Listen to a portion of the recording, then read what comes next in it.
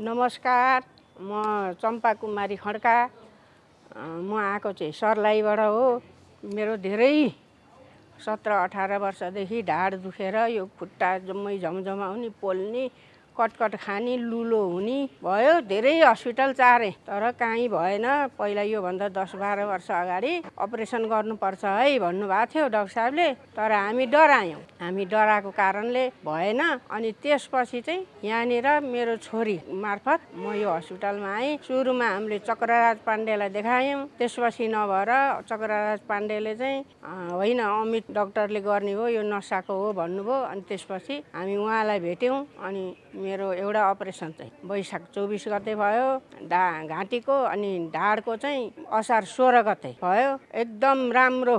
अहिले मलाई दुख्ने, पोल्ने, झमझमाउने केही छैन। हामी एकदम डराएका मात्रै रहेछौँ। सबै यहीँ आइदिनु होला, आफ्नो रोग फालेर बस्नु होला।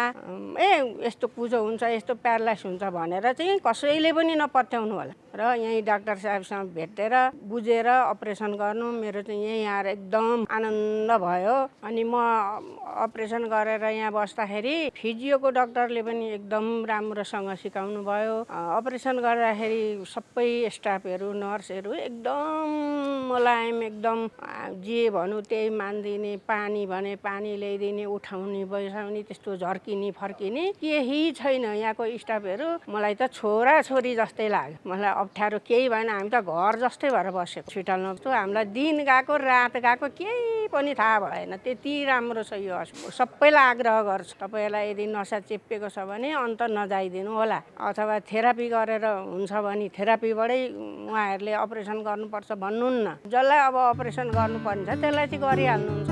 आएर आफ्नो इलाज गर्नु, आफ्नो रोग फाल्नु।